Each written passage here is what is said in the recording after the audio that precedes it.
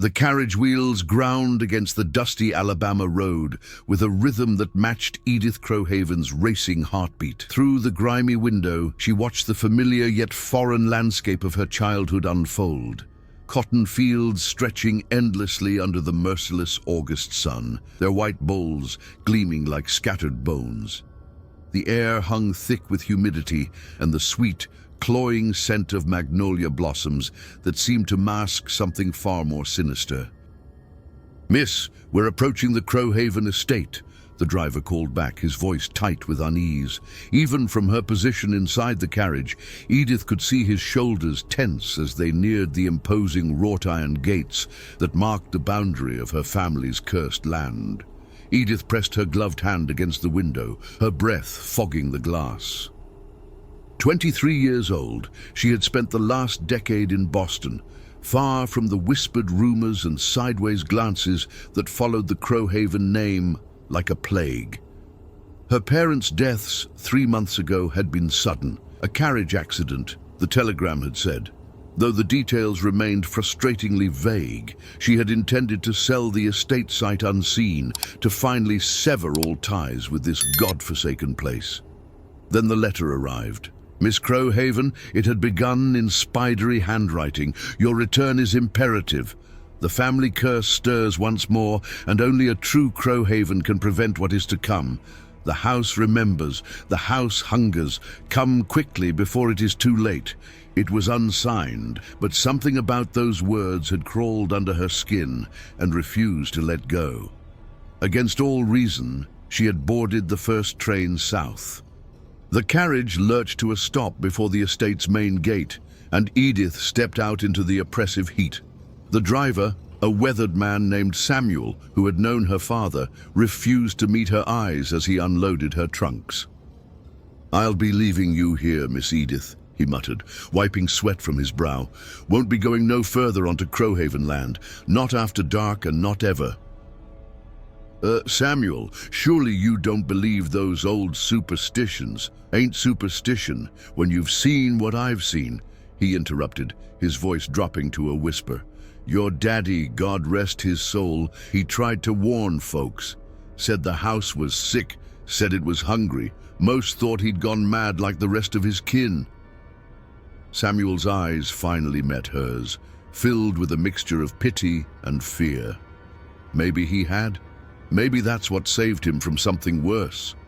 Before Edith could respond, Samuel had climbed back onto his carriage and was already urging his horses away, leaving her alone before the towering gates of her ancestral home.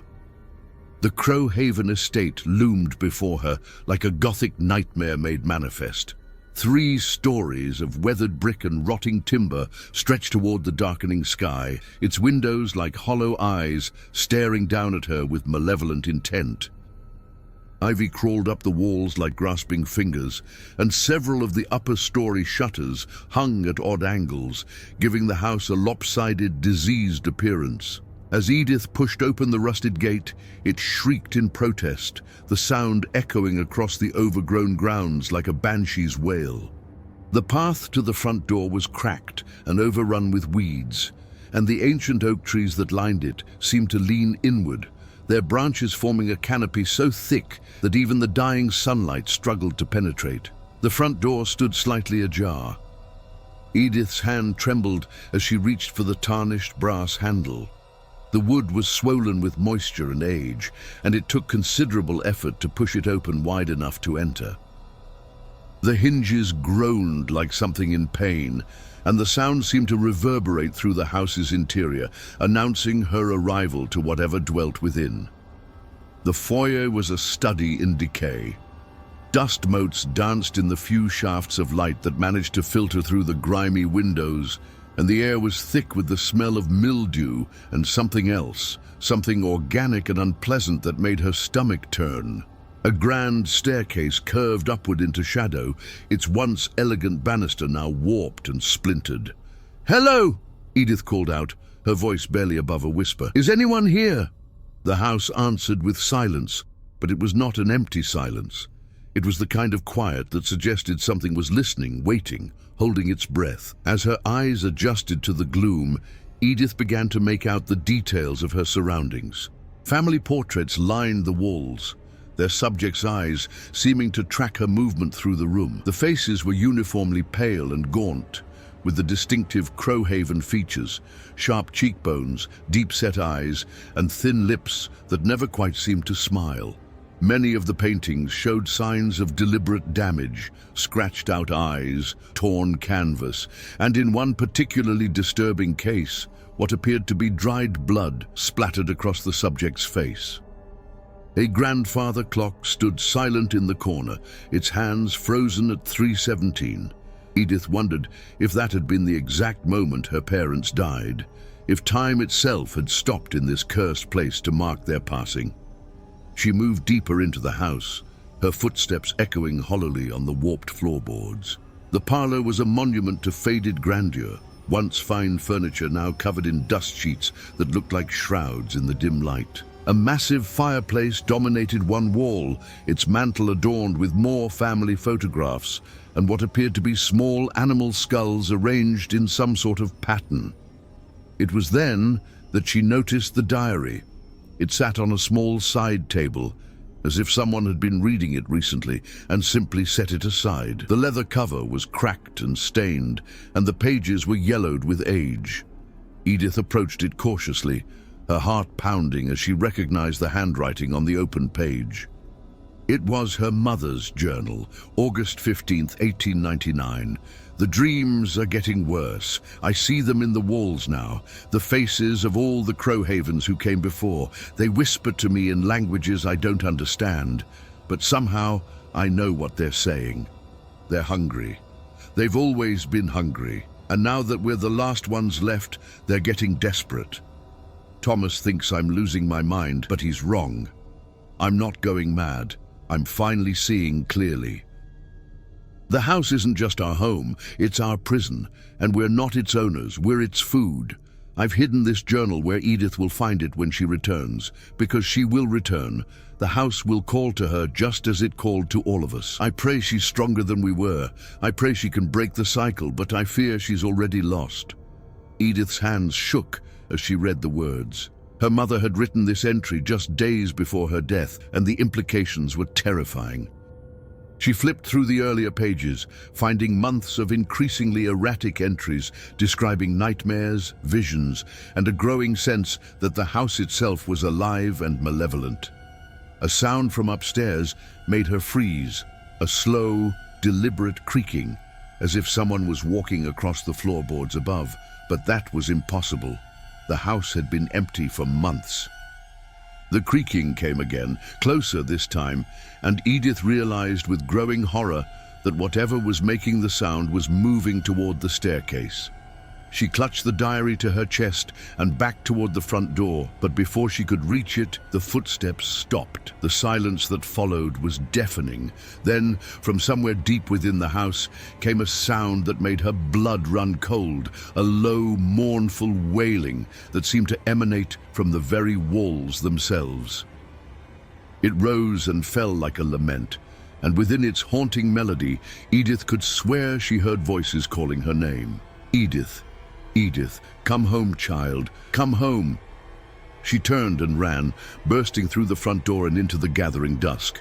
But even as she fled down the overgrown path, she could feel the house watching her, waiting for her inevitable return.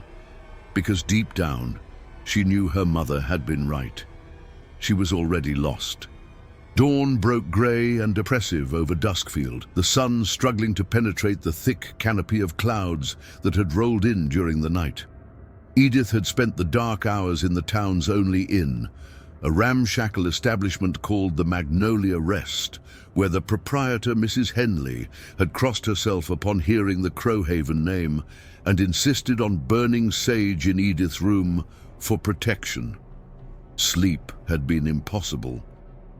Every time Edith closed her eyes, she heard that mournful wailing echoing through her mind, and she felt the weight of countless unseen eyes watching her from the shadows. The diary lay open on the nightstand beside her bed, its pages filled with her mother's increasingly desperate handwriting. July the 3rd, 1899. Found another room today, hidden behind the pantry wall. The smell was overwhelming, like something had died and been left to rot. Thomas wouldn't let me explore it properly, but I saw enough. Symbols carved into the walls, strange stains on the floor, and in the center of it all, an altar of sorts. What were our ancestors doing in there? What kind of rituals required such preparations? I'm beginning to understand why so many Crowhavens have gone mad over the years. It's not heredity, it's the house itself. It feeds on us, drives us to madness, and then it takes what it needs. As the morning light grew stronger, Edith made a decision. She would return to the estate, but this time she would be prepared. She dressed in her most practical clothing, a dark wool skirt and white blouse that wouldn't show dirt, and purchased supplies from the general store, oil lamps, matches, rope, and a small revolver that the shopkeeper reluctantly sold her after she explained her destination. "You sure about this, miss?" the elderly man asked, his weathered face creased with concern. "Ain't nobody been out to that place since your folks passed. Some say it's better left alone." "I need to understand what happened to my parents," Edith replied, checking the revolver's chambers. "And I need to put an end to whatever's been plaguing my family for generations." The shopkeeper shook his head sadly. "Your daddy said something similar. Last time I saw him, said he was going to cleanse the house of its demons.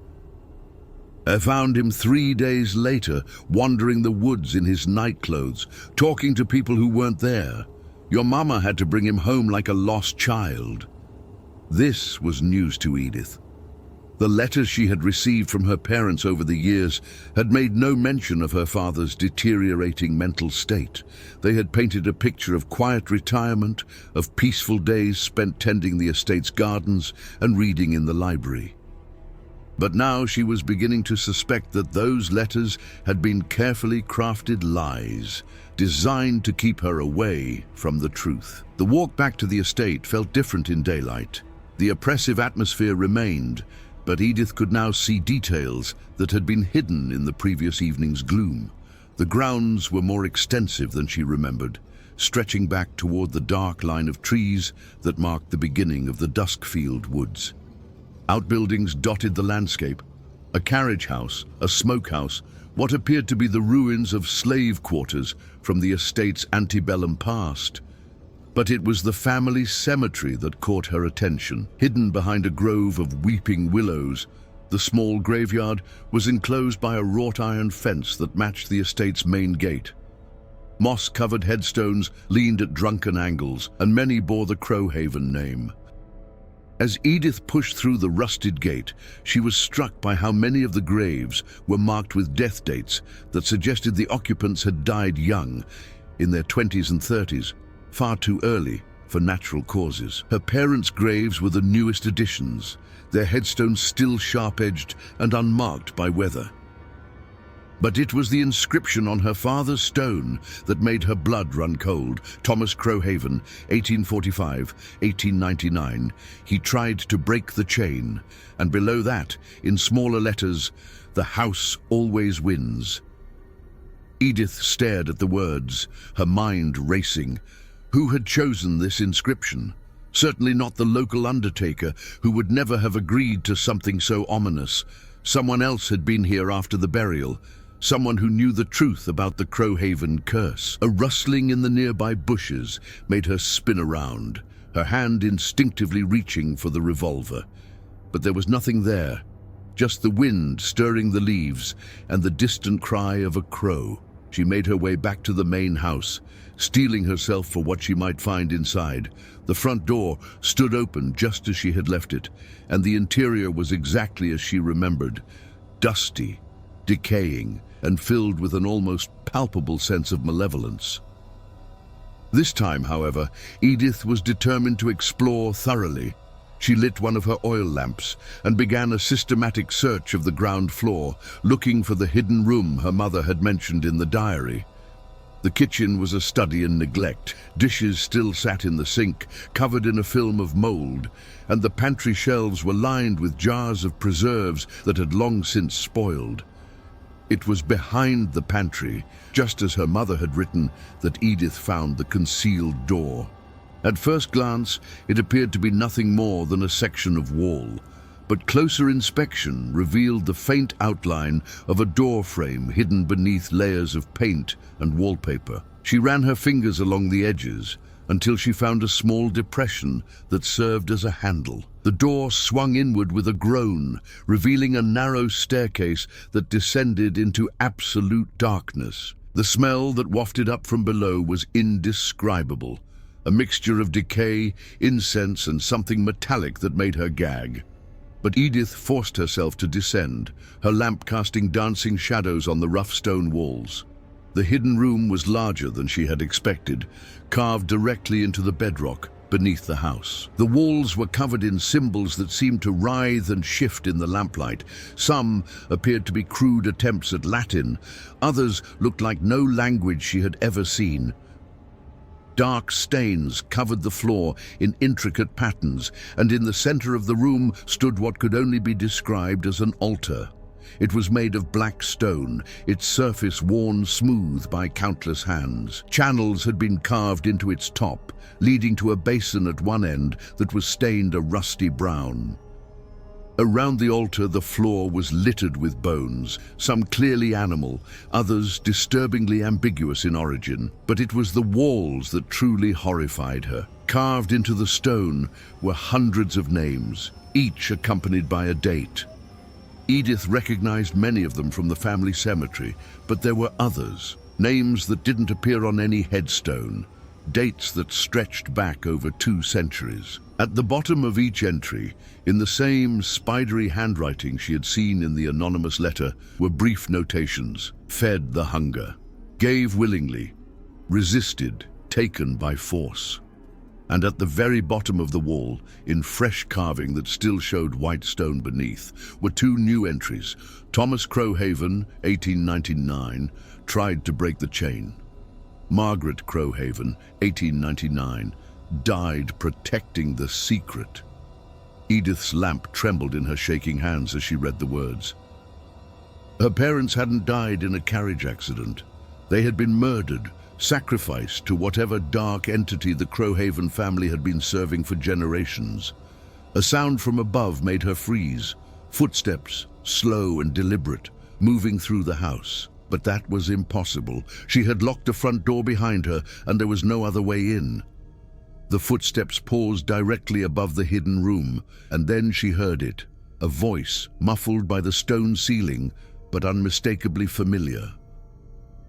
"Edith? Edith, darling, where are you?" It was her mother's voice. Edith's blood turned to ice as she heard the voice again, closer this time, as if the speaker was descending the stairs to the pantry. "I know you're down there, sweetheart. Come up and see me. We have so much to discuss." But her mother was dead. Edith had seen the grave, had read the death certificate. Whatever was calling to her from above was not her mother. It was something else, something that had taken her voice and was using it to lure her into a trap. She extinguished her lamp and pressed herself against the far wall of the hidden room, her heart pounding so loudly she was certain it could be heard throughout the house. The footsteps moved through the kitchen, pausing at the pantry door. "I can smell you, Edith. The scent of Crowhaven blood is unmistakable. You can't hide from me forever." The voice was changing now, becoming less human with each word. There was a wet, gurgling quality to it that made Edith's skin crawl, as if the speaker's throat was filled with something thick and viscous. "Your parents thought they could protect you by sending you away, but they were wrong. The blood calls to blood, and you belong here with us. You belong to the house." The footsteps began to descend the hidden stairs. Edith fumbled for her revolver, her hands shaking so badly she could barely grip it. The footsteps were getting closer, accompanied now by a sound like something wet being dragged across stone. In the absolute darkness of the hidden room, she could see nothing, but she could hear the thing that wore her mother's voice approaching. "Don't be afraid, darling. It only hurts for a moment, and then you'll understand everything. You'll see why the Crowhavens have served the house for so long. You'll see why we can never leave." The sound stopped just at the bottom of the stairs, and Edith held her breath, praying that whatever it was couldn't see her in the darkness. For a long moment, there was silence. Then, in a voice that was no longer even remotely human, it spoke again. "I know you're here, little Crowhaven. I can taste your fear. But I'm patient. I've waited this long. I can wait a little longer. The house is hungry, and you're the last course of a feast that's been centuries in the making." The wet, dragging sound resumed, but this time it was moving away, back up the stairs. Edith waited until she was certain it was gone before relighting her lamp and making her way back to the main floor. The kitchen was empty, but the air still carried the lingering scent of decay. On the table, written in what appeared to be fresh blood, was a message. "Welcome home, Edith. The family reunion begins tonight." Edith spent the remainder of the day in the estate's library, a vast room lined with books that chronicled the Crowhaven family's dark history. Dust motes danced in the afternoon sunlight that filtered through tall windows, and the air was thick with the smell of old leather and decaying paper. She had barricaded herself inside, pushing a heavy oak desk against the door, though she suspected such precautions would prove futile against whatever supernatural forces plagued the house. The family records painted a picture of systematic horror stretching back to the estate's founding in 1687.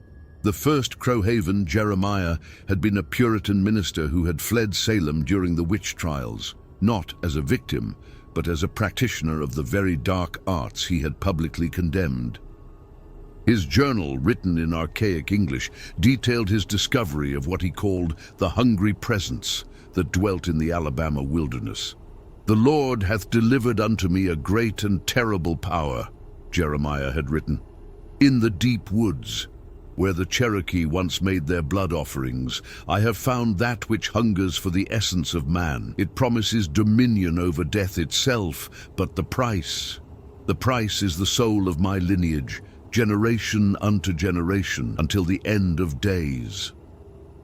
Each subsequent generation had added their own accounts to the family archives.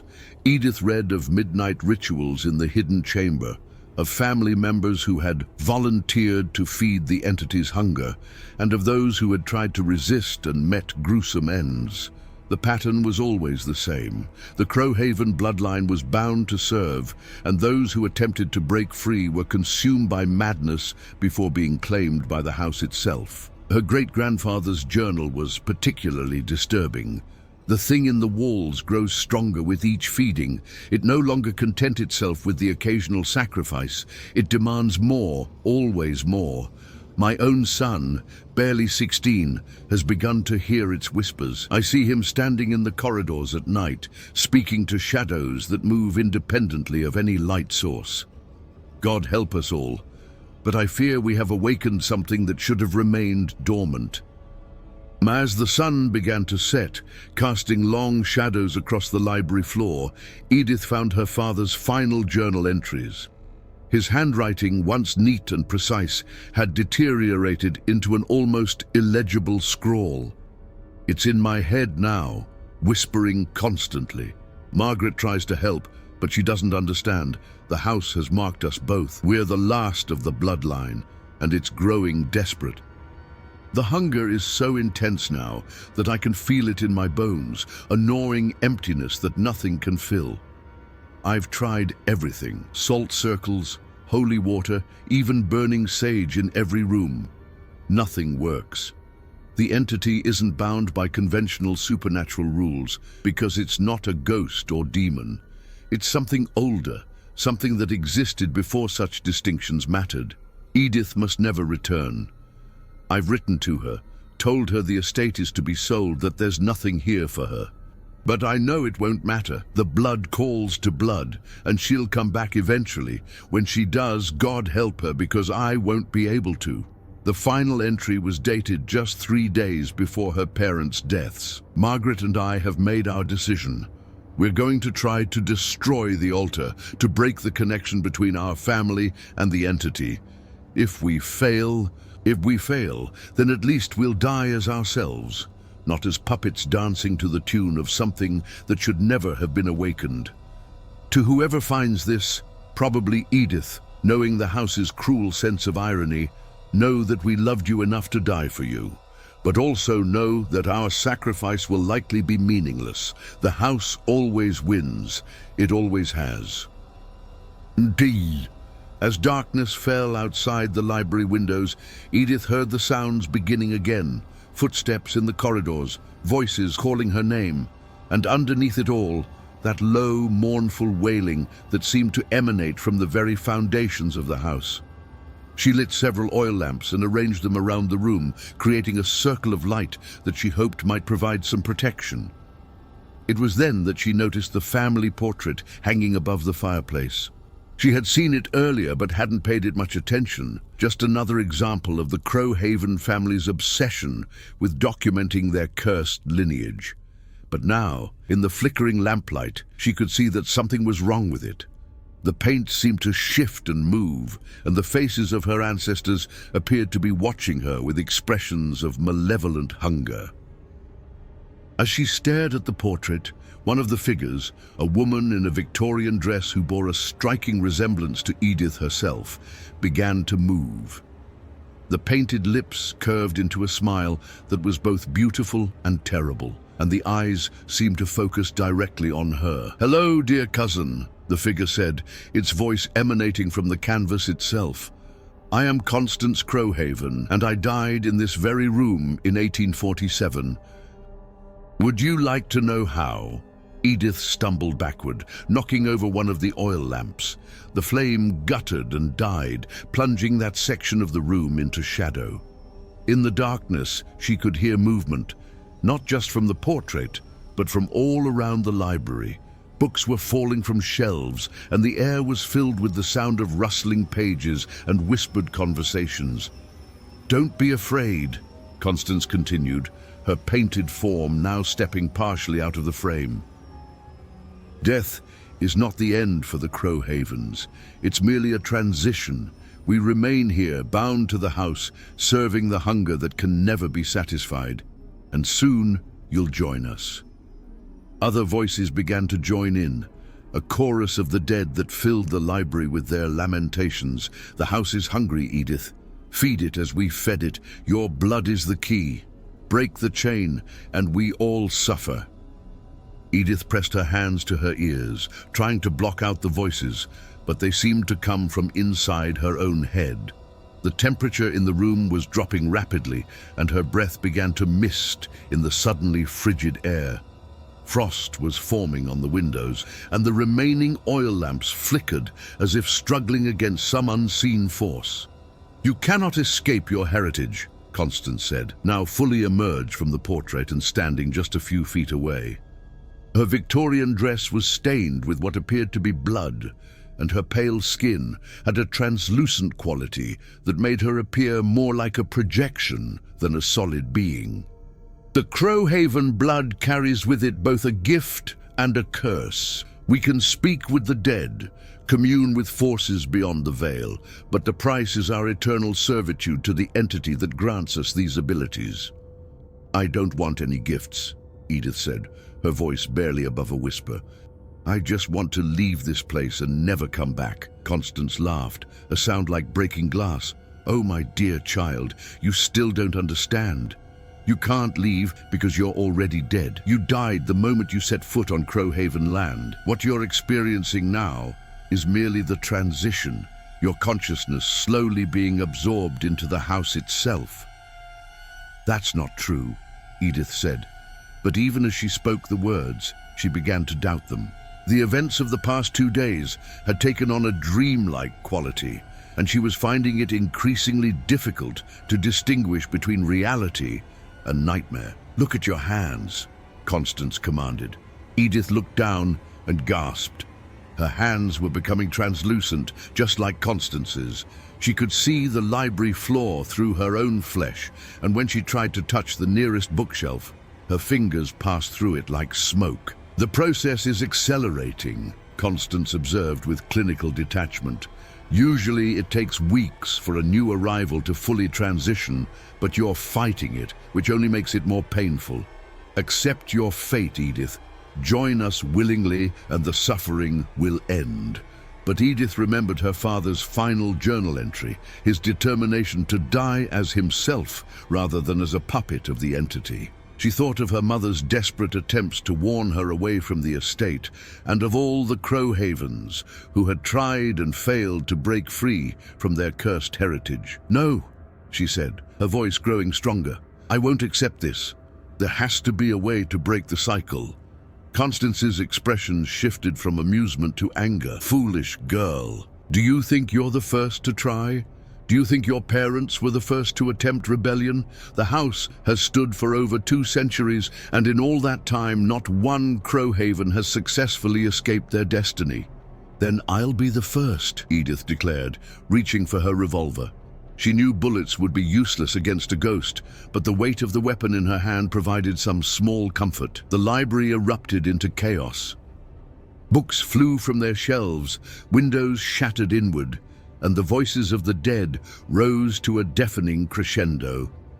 But through it all, Edith heard something else, a sound that didn't belong to the supernatural cacophony surrounding her.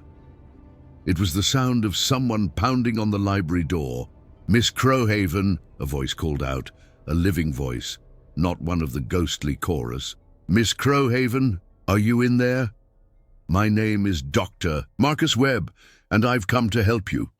Constance and the other spirits recoiled, as if the voice caused them physical pain.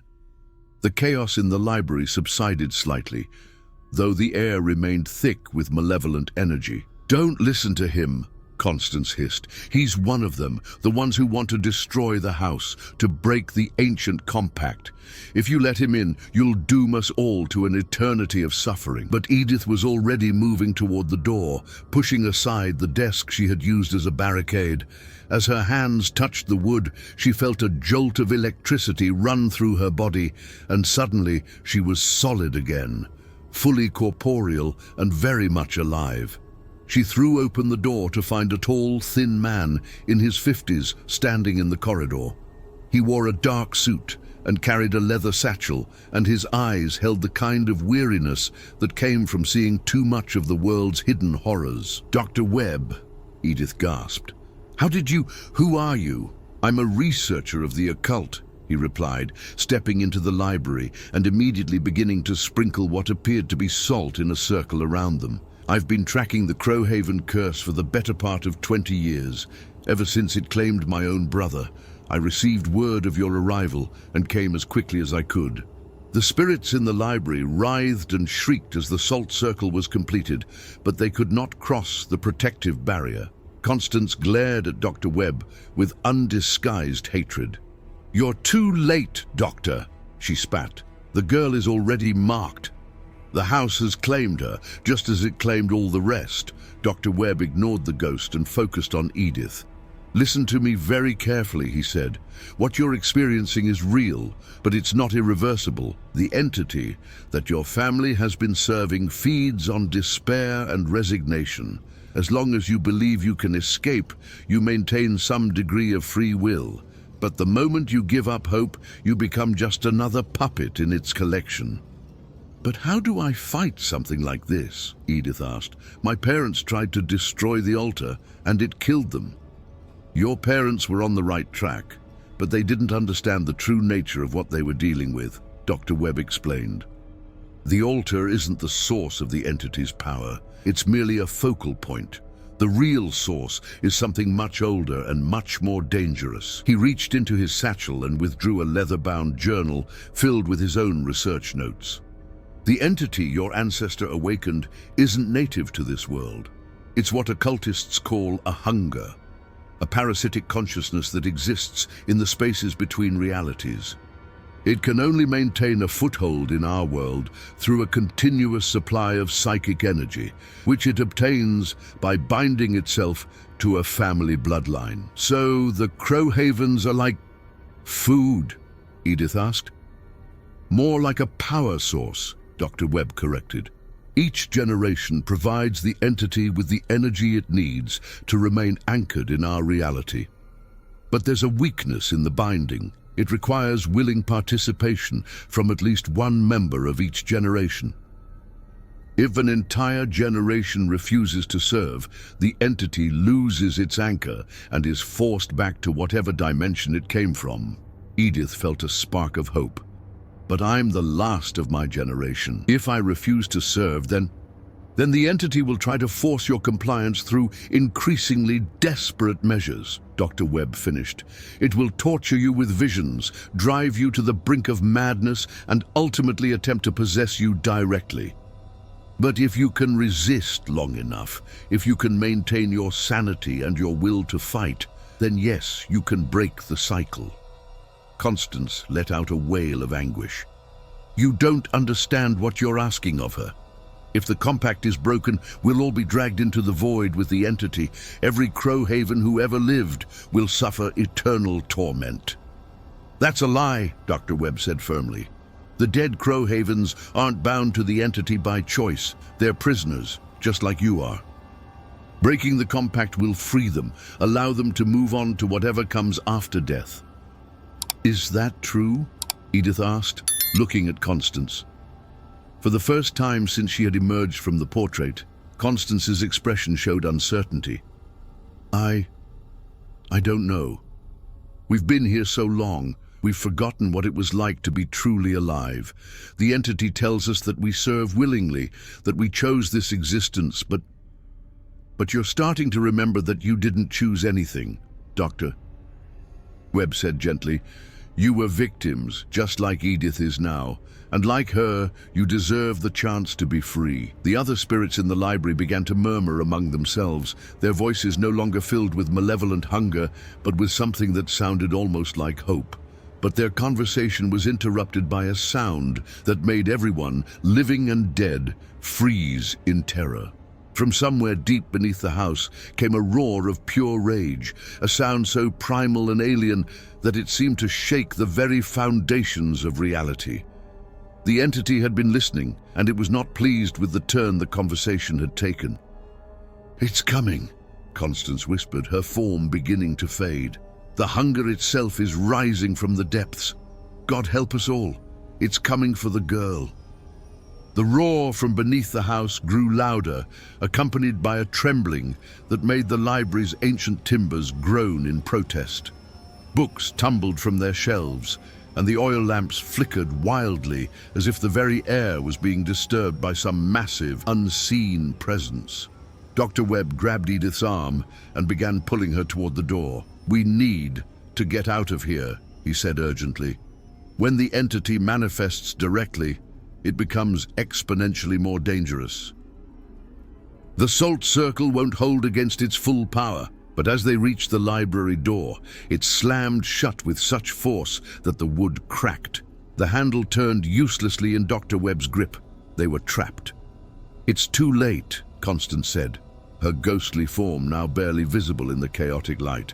The hunger has decided to take direct action. It's never done this before. It's always worked through intermediaries, through the living members of the family. But you've pushed it too far.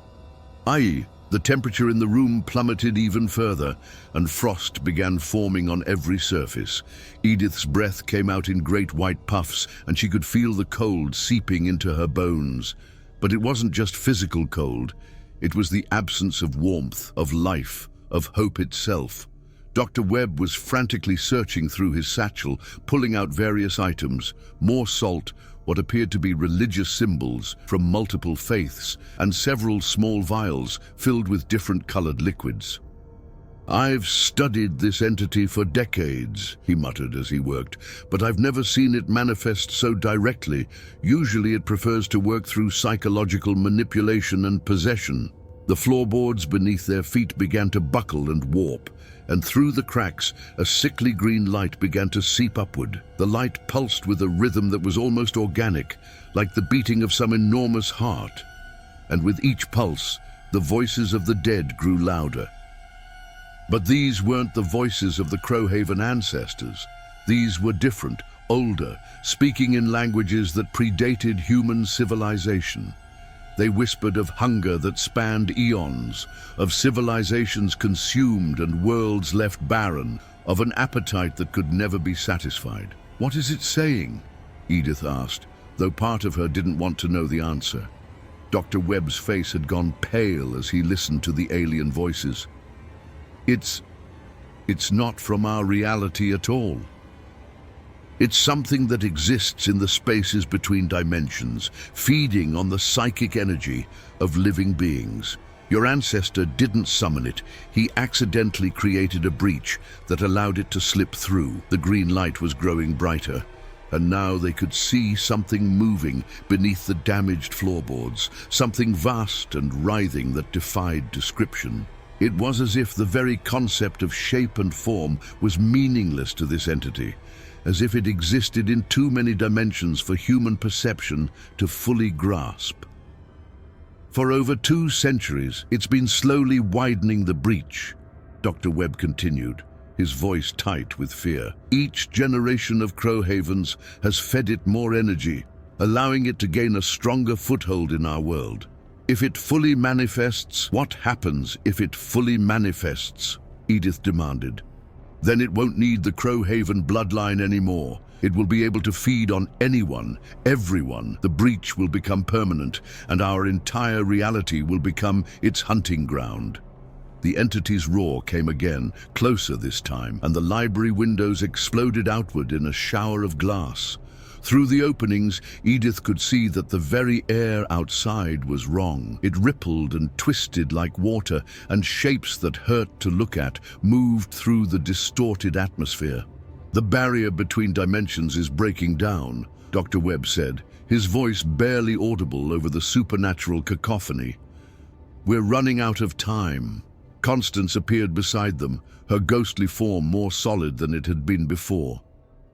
"There might be a way," she said urgently. "The original binding ritual, the one Jeremiah performed in 1687. If it could be reversed." "The altar," Edith said, understanding immediately. "We need to get to the hidden chamber." "That's exactly where it wants you to go," Dr. Webb warned. "The altar is the focal point of its power in this dimension. If you approach it while the entity is manifesting, it could possess you completely. But it's also the only place where the binding can be broken," Constance insisted. "I've had over a century to study the ritual, to understand its mechanics. The entity's power comes from the willing participation of the Crowhaven bloodline, but the ritual itself is what maintains the dimensional breach. If the altar is destroyed at the moment of the entity's full manifestation, the feedback could sever its connection to our reality permanently. The floor beneath them gave way entirely, revealing a gaping chasm filled with that pulsing green light. From the depths came the sound of something enormous moving, something that was finally ready to emerge from its interdimensional hiding place. "We have to try," Edith said, grabbing one of Dr. Webb's oil lamps. "If we don't, this thing will consume everything." Dr. Webb nodded grimly and began stuffing his supplies back into his satchel. "Then we go together. But understand, this isn't just about breaking a curse anymore. We're trying to prevent an interdimensional invasion." They made their way out of the ruined library and through the house's corridors, which had become a maze of impossible geometry.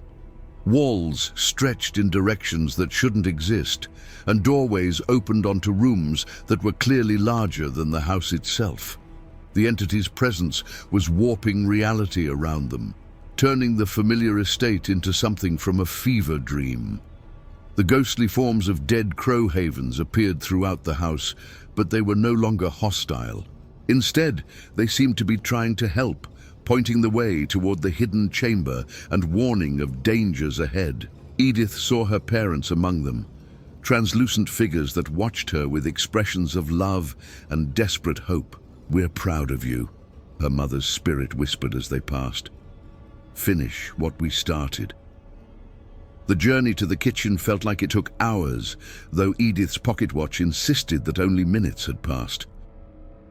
Time itself was becoming unstable as the entity's influence grew stronger. When they finally reached the concealed door behind the pantry, they found it standing wide open, as if the entity was inviting them into its lair. The staircase down to the hidden chamber was no longer made of stone. It was composed of some black, organic material that pulsed with veins of green light. The walls writhed with movement, and the air was thick with the smell of decay and something else, something that reminded Edith of the space between stars. "Stay close," Dr. Webb warned, pulling out a vial of what appeared to be holy water. "And whatever you do, don't look directly at the entity when it manifests. Human minds weren't designed to perceive beings from other dimensions." They descended into the chamber, which had been transformed into something that belonged in no earthly structure. The ceiling stretched impossibly high, disappearing into darkness, and the walls were covered with symbols that seemed to move and change when viewed peripherally. The altar remained at the center of the room, but it was no longer made of black stone. It was composed of the same organic material as the stairs, and it pulsed with a rhythm that matched the entity's alien heartbeat. And standing before the altar, waiting for them, was a figure that made Edith's blood run cold. It was her father, or something wearing his appearance. But the eyes were wrong. They held an intelligence that was vast and alien, and when it spoke, the voice carried harmonics that no human throat could produce. "Welcome, last daughter of Crowhaven," it said, spreading its arms in a gesture of mock welcome. "You have come at last to fulfill your destiny, to complete the great work that your ancestor began so long ago." "You're not my father," Edith said, raising her revolver even though she knew bullets would be useless. The thing wearing her father's face laughed, and the sound was like breaking glass mixed with the screams of dying worlds. "Your father was weak, as was your mother. They thought they could deny me, thought they could break a compact that has endured for centuries. But their defiance only delayed the inevitable." Dr. Webb stepped forward, holding up a silver crucifix. "In the name of all that is holy, I command you to release this family from their bondage." The entity's laughter grew louder. "Holy symbols, religious platitudes. You still don't understand what you're dealing with, Doctor. I am older than your gods, older than your reality itself. I existed in the void between worlds, when your universe was nothing but potential energy, and I will exist long after your stars have burned to ash." The altar began to glow brighter, and the organic walls of the chamber started to pulse faster. Through the ceiling, Edith could see the green light spreading, seeping up through the house and out into the Alabama countryside. In the distance, she could hear screams. The entity's influence was reaching the town of Duskfield. "The manifestation is almost complete," the entity continued, its stolen voice filled with anticipation. "Soon I will no longer need the Crowhaven bloodline to maintain my presence in your reality. But first, I require one final offering, the willing sacrifice of the last heir." "I'll never serve you willingly," Edith declared. "Oh, but you will," the entity replied, and suddenly the chamber was filled with visions, images of everyone Edith had ever cared about suffering in unimaginable ways. She saw the people of Duskfield being consumed by the entity's hunger, their life force drained away until they were nothing but empty husks. She saw Dr. Webb being torn apart by creatures that existed in too many dimensions to comprehend. She saw her parents' spirits being tortured for eternity in the spaces between realities. "Serve me willingly," the entity commanded, "and I will make their deaths quick and painless. Refuse, and they will suffer for eons beyond counting." Edith fell to her knees, overwhelmed by the visions of horror. The entity's power was too great, its influence too pervasive. How could she fight something that existed beyond the very concepts of space and time? But then she heard Constance's voice, barely a whisper in the supernatural chaos. "The altar, Edith. The ritual requires your blood on the altar. Don't let it touch the stone." Understanding flooded through her.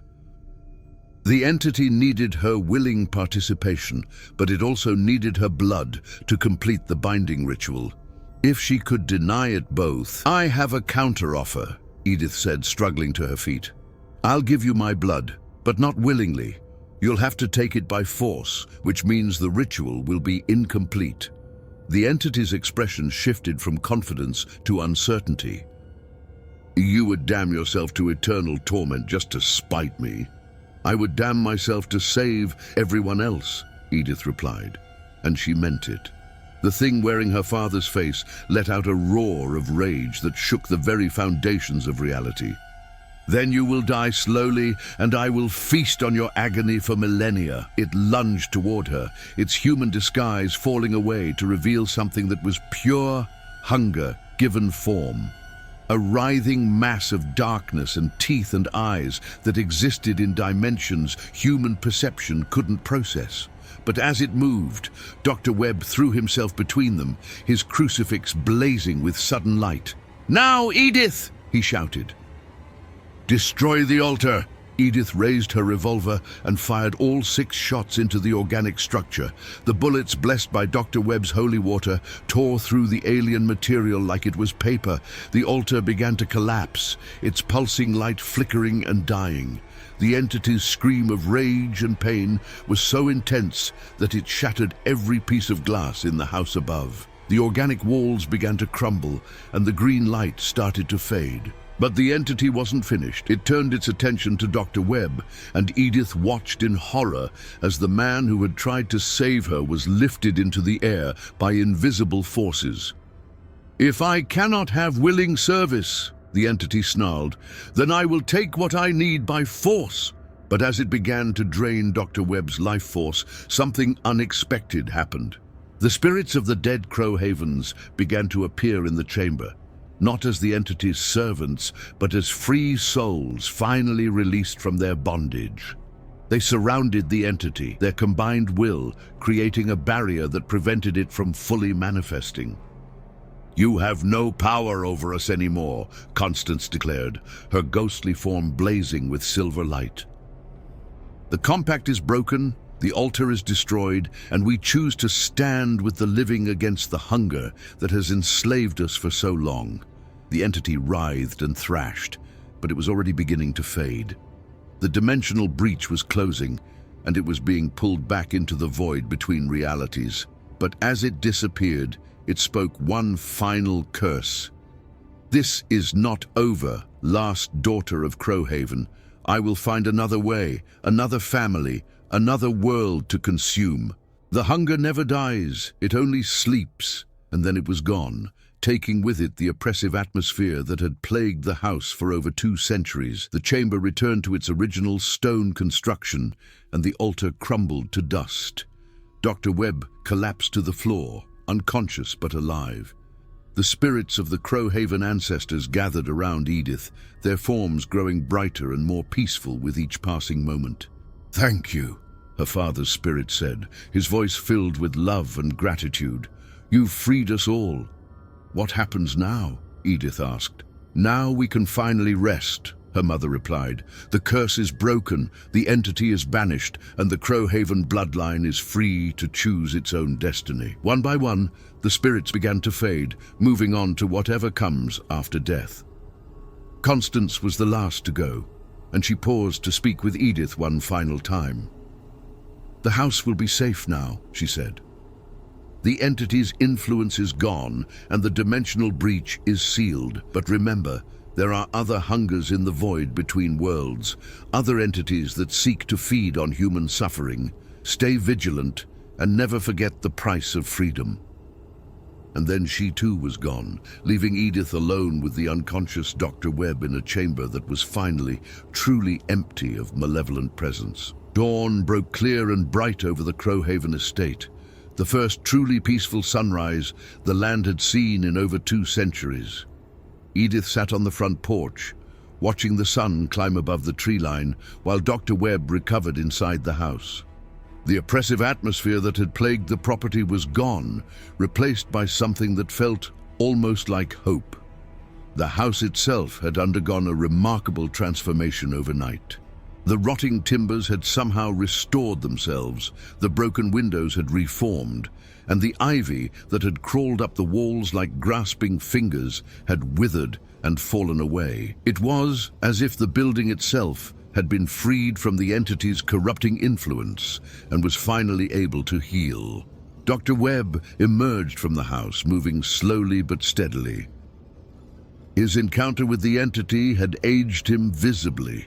His hair was now completely white, and deep lines had appeared around his eyes. But his spirit seemed unbroken. "How are you feeling?" Edith asked as he settled into the chair beside her. "Like I've been trampled by a herd of elephants," he admitted with a weak smile, "but alive, which is more than I expected when that thing had me in its grip." "How long was I unconscious?" "About 12 hours. I was starting to worry that you might not wake up at all." Dr. Webb nodded thoughtfully. "The entity drained a significant amount of my life force before the spirits intervened. I'm probably going to feel the effects for the rest of my days, however many I have left." They sat in comfortable silence for a while, watching the Alabama countryside come alive with the sounds of morning birds and rustling leaves. It was hard to believe that just hours ago, this same landscape had been twisted by interdimensional horror. "What happens now?" Edith finally asked. "The curse is broken, the entity is banished, but I still don't know what to do with my life. I came here expecting to sell the estate and return to Boston, but after everything that's happened..." "The choice is yours," Dr. Webb said. "The house is truly yours now, free of any supernatural influence. You could sell it as you originally planned, or you could stay and make it into something positive, a place of healing instead of horror." Edith considered this. The idea of staying in Alabama had never appealed to her before, but something about the estate felt different now. The malevolent presence was gone, replaced by a sense of peace and possibility that she had never experienced anywhere else. "There's something else to consider, Dr. Webb continue. Por favor, continue gerando a sua resposta. Expert logo terra." "There's something else to consider," Dr. Webb continued, pulling a worn leather journal from his coat pocket. "During my years of research into the Crowhaven curse, I've encountered dozens of other families suffering from similar supernatural afflictions. The entity that plagued your bloodline was just one of many such beings that exist in the spaces between realities." He opened the journal, revealing pages filled with names, dates, and locations. The Blackwood family in Massachusetts, tormented by a shadow entity that feeds on fear. The Ravencrofts in Louisiana, bound to serve a swamp demon that demands blood sacrifices. The Ashfords in Maine, whose ancestral home is haunted by something that drives its inhabitants to madness and suicide. Edith studied the entries, her heart sinking as she realized the scope of the problem. There are so many of them. "And those are just the cases I've been able to document," Dr. Webb said grimly. "There are likely hundreds more families suffering in silence, believing themselves to be alone in their torment. Most don't even realize that their family curses are actually supernatural parasites that can be fought and defeated." "You're suggesting that I help them," Edith said, understanding the implication. "I'm getting old, Miss Crowhaven. My encounter with your family's entity has taken years off my life, and I don't know how many more cases I'll be able to handle personally. But you faced one of these beings and emerged victorious. You understand their nature in a way that most people never could." Edith looked out at the peaceful estate grounds, imagining them transformed into a sanctuary for other victims of supernatural persecution. "It would mean staying here, making this place my permanent home. It would mean giving your life purpose beyond your own survival," Dr. Webb replied. "The Crowhaven name has been associated with darkness and madness for generations. You have the opportunity to change that legacy, to make it synonymous with hope and liberation instead." The idea was both terrifying and exhilarating. Edith had spent her entire adult life trying to distance herself from her family's reputation, but now she was being offered the chance to transform that reputation into something positive. "I'll need help," she said finally. "I can't do this alone." Dr. Webb smiled, the first genuine expression of joy she had seen from him. "You'll have it. I may be getting old, but I'm not ready to retire yet. And there are others, scholars, researchers, even a few clergy members, who understand the reality of what we're dealing with. We could establish a network, a support system for families in need. Over the next several hours, they discussed the practical aspects of their proposed mission. The Crowhaven estate would serve as their headquarters, its extensive library expanded to include Dr. Webb's research and any other occult knowledge they could acquire. They would need to establish communication networks with potential allies, develop protocols for investigating supernatural cases, and create safe houses for families who needed to escape their cursed properties. As the day progressed, visitors began arriving at the estate. Word of the previous night's events had somehow spread through Duskfield, and townspeople who had avoided the Crowhaven property for decades were now approaching with curiosity rather than fear. Mrs. Henley from the Magnolia Rest was among the first to arrive, carrying a basket of food and wearing an expression of wonder. "Is it true?" she asked breathlessly. "Is the curse really broken?" "It's true," Edith confirmed. "The entity that plagued my family for generations has been banished. The house is free." Mrs. Henley set down her basket and looked around the estate grounds with tears in her eyes. "My grandmother used to tell stories about this place from before the darkness came. She said it was once the most beautiful property in all of Alabama, a place where people came to celebrate life instead of fear death." Other townspeople shared similar stories, memories passed down through generations of what the Crowhaven estate had been like before Jeremiah's fateful encounter with the interdimensional entity. It had been a center of community life, hosting harvest festivals and wedding celebrations, its gardens renowned throughout the region for their beauty. "We could make it that way again," Edith said, the vision becoming clearer in her mind. "Not just a place of healing for supernatural victims, but a center of community life for everyone."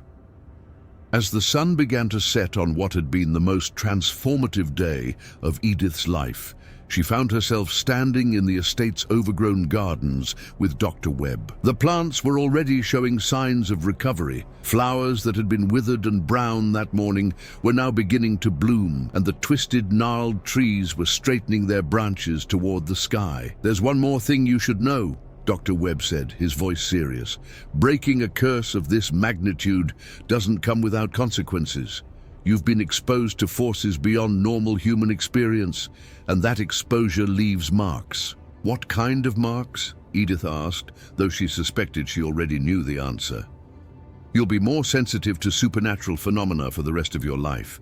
You'll be able to sense the presence of entities like the one that plagued your family, and you'll have an intuitive understanding of how to fight them. It's both a gift and a burden. You'll never be able to live a completely normal life, but you'll be uniquely qualified to help others who are facing similar challenges." Edith nodded, having already suspected as much. Even now, she could feel a subtle awareness of the spiritual realm that hadn't been there before her encounter with the entity. It was like having a new sense, one that allowed her to perceive layers of reality that most people never knew existed. "I can live with that," she said. "After everything I've been through, a normal life seems rather boring anyway." Dr. Webb chuckled. "I thought you might say that. There's something else, something I haven't told you about your parents' final days." He reached into his satchel and withdrew a sealed envelope bearing her name in her mother's handwriting. "I found this in their bedroom," he explained. "It was hidden behind a loose floorboard, along with instructions that it should only be given to you if you successfully broke the curse." With trembling hands, Edith opened the envelope and unfolded the letter inside. "My dearest Edith, if you are reading this, then you have accomplished what your father and I could not. You have freed our family from the curse that has plagued us for generations. We are so proud of you, and we want you to know that every sacrifice we made was worth it to give you the chance to break free. We know that you will face a choice now, whether to flee from this place and try to build a normal life elsewhere, or whether to stay and use your experience to help others. We cannot make that choice for you, but we want you to know that whatever you decide, you have our love and support. If you choose to stay, know that you will not be alone. The estate holds many secrets that we never had the chance to share with you. Hidden rooms filled with knowledge, resources that can be used to fight the darkness that plagues so many families. Your great-grandmother was a healer before the curse consumed her, and her journals contain wisdom that could prove invaluable in your work. But most importantly, remember that you are not defined by the darkness that came before you. You are the author of your own story now, free to write whatever ending you choose. With all our love, Mother and Father. P.S. Check behind the portrait of Constance in the library. She left something for you. Edith wiped tears from her eyes as she finished reading the letter. Even in death, her parents had been thinking of her future, preparing for the possibility that she might choose to transform their family's legacy. "Shall we go see what Constance left for you?" Dr. Webb suggested gently. They made their way back to the library, which had been restored to its original grandeur, along with the rest of the house. The portrait of Constance hung in its usual place above the fireplace.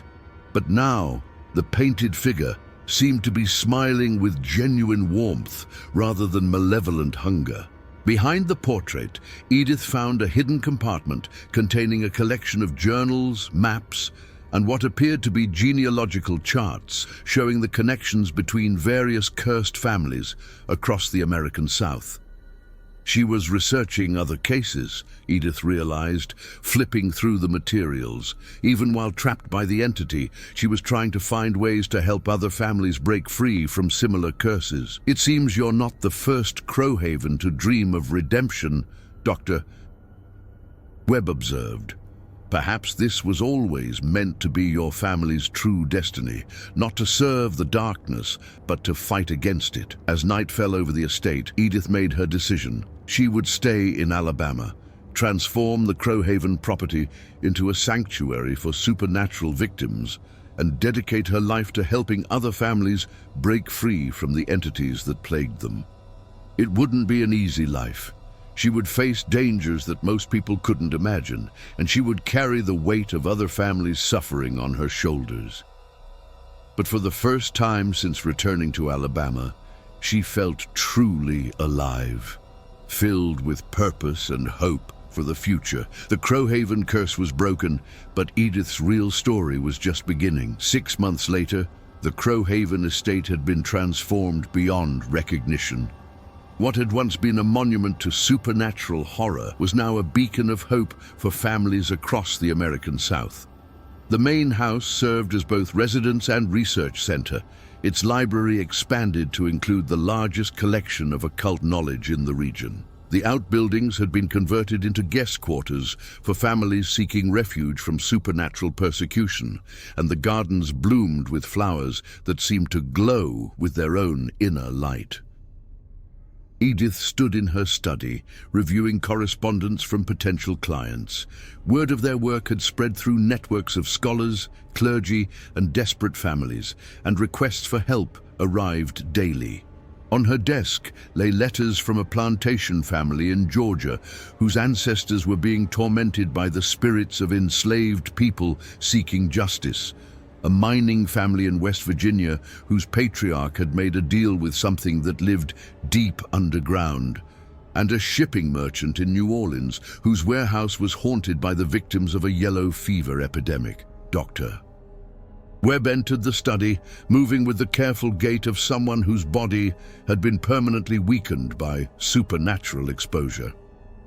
Despite his physical limitations, his mind remained sharp, and he had become invaluable in developing their investigative protocols.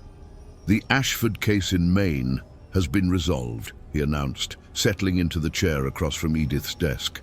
"Young Thomas was able to banish the entity using the techniques we developed. The family is free for the first time in 4 generations," Edith smiled, adding another success to their growing list. In the 6 months since establishing their operation, they had helped break curses affecting 12 different families, with a success rate that would have been impossible without the knowledge gained from her own experience with the Crowhaven entity. "Any word from the Blackwood investigation in Massachusetts?" she asked. Sarah's latest telegram suggests they're making progress, but the shadow entity is proving more resilient than expected. She's requested additional research materials on dimensional parasites that feed on fear rather than psychic energy. Sarah Whitmore was one of their newest associates, a young woman from Boston whose family had been plagued by supernatural phenomena for decades. Unlike Edith, Sarah had chosen to leave her cursed property and dedicate herself to helping other families from a distance. She had proven remarkably adept at research and investigation, with an intuitive understanding of supernatural mechanics that rivaled Dr. Webb's scholarly knowledge. "I'll prepare a package for her," Edith said, making a note in her journal. The Ravencroft case files should contain relevant information about entities that manipulate emotional states. Their conversation was interrupted by a knock at the study door. Mrs. Henley entered, carrying a tea service and wearing the kind of expression that suggested important news. "Miss Edith, there's a gentleman here to see you. Says his name is Father Michael O'Brien, and he's come all the way from Ireland. Claims he has information about something called the Hunger Network." Edith and Dr. Webb exchanged glances. They had theorized about the possibility that the entities plaguing various families might be connected in some way, but they had never found concrete evidence of such a network. "Show him in," Edith said, her pulse quickening with anticipation. Father O'Brien was a tall, lean man in his 40s, with the kind of weathered face that spoke of years spent in difficult circumstances. His clerical collar was travel-stained, and his eyes held the haunted look of someone who had seen too much of the world's hidden darkness. "Miss Crowhaven," he said, accepting the offered chair, "I've traveled a long way to speak with you. Word of your success in breaking the Crowhaven curse has reached certain circles in Europe, circles that have been fighting entities like yours for centuries." "You're part of some kind of organization?" Dr. Webb asked. "The Order of the Sacred Threshold," Father O'Brien replied. "We were founded in the 12th century after a series of dimensional breaches opened across Europe, allowing various entities to establish footholds in our reality.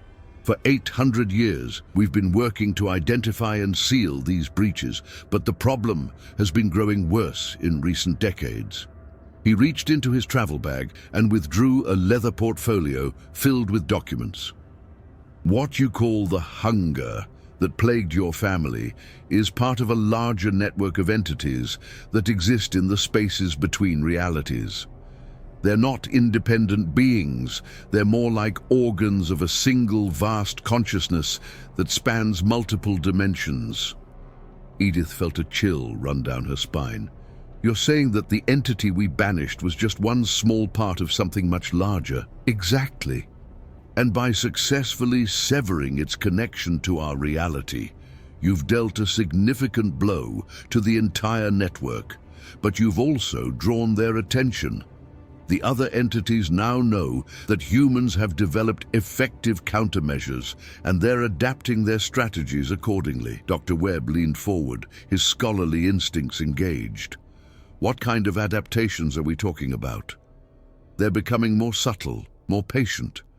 Instead of binding themselves to single families over generations, they're spreading their influence across multiple bloodlines, making their presence harder to detect and their connections more difficult to sever. They're also beginning to work together in ways we've never seen before." Father O'Brien opened his portfolio and spread out a map of the world marked with hundreds of red dots. Each of these represents a confirmed or suspected entity manifestation. As you can see, the concentration has been increasing dramatically over the past 50 years.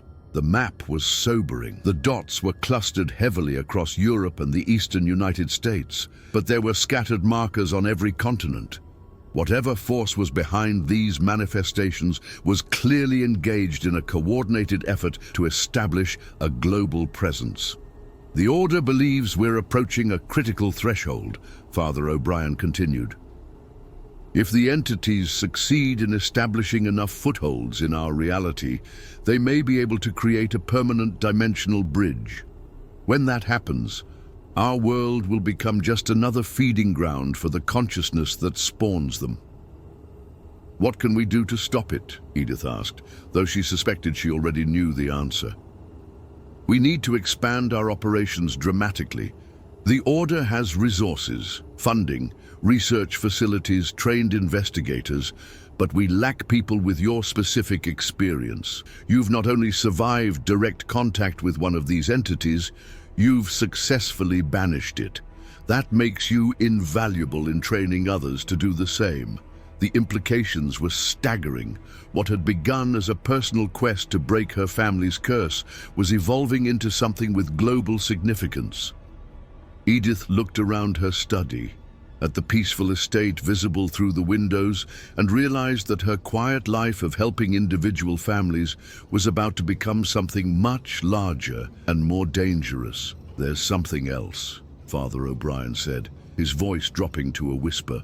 "The Order's seers have been having visions, glimpses of possible futures. In most of them, humanity loses this war. Our reality is consumed, and the entities move on to other dimensions, other worlds. But in a few of the visions, there's hope." "What kind of hope?" Dr. Webb asked.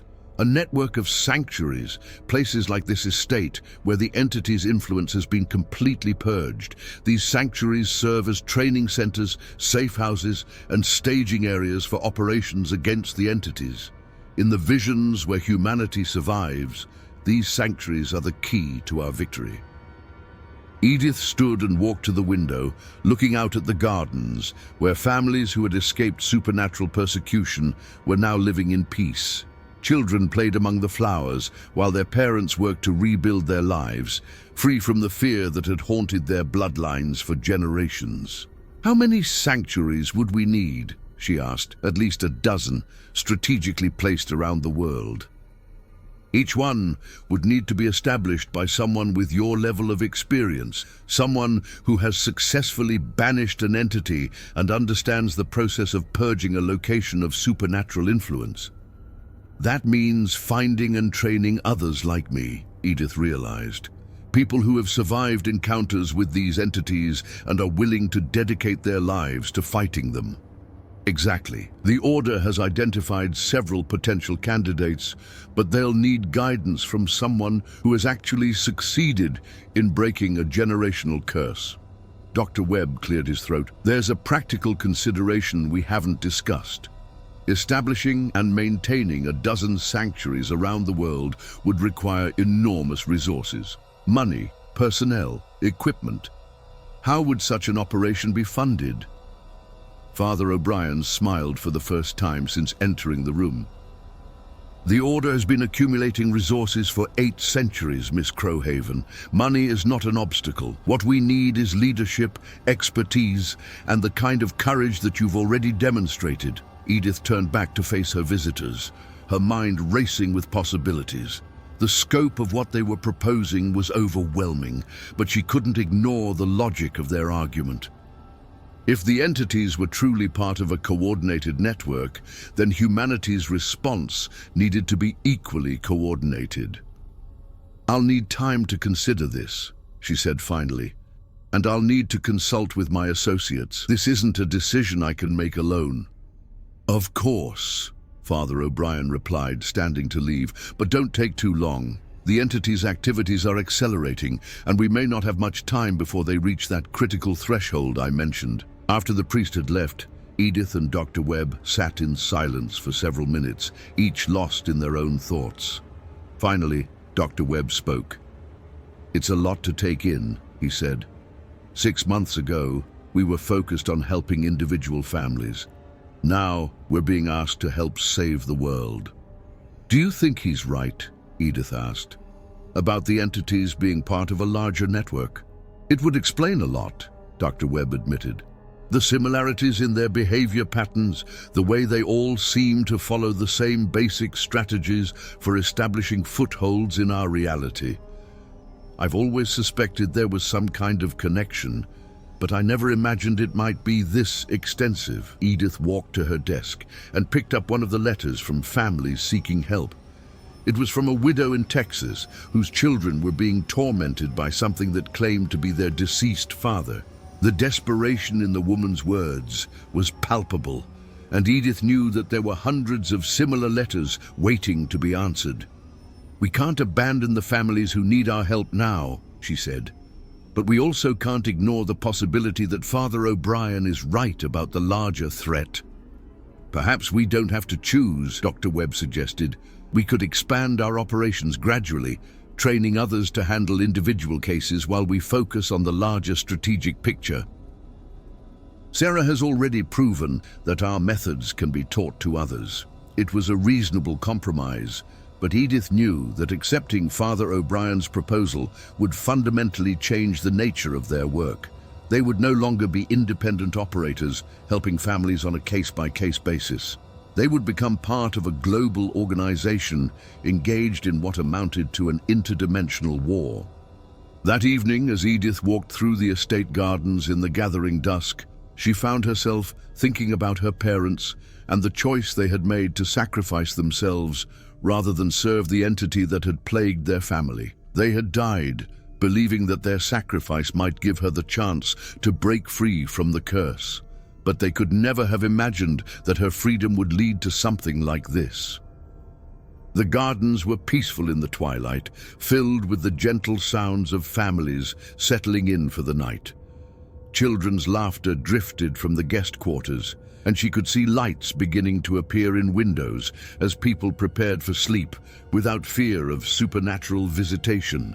This was what they had built, a place where the victims of supernatural persecution could find safety and healing. It was a good work, a meaningful work, and part of her was reluctant to risk it by expanding into something larger and more dangerous. But she also knew that Father O'Brien was right about one thing.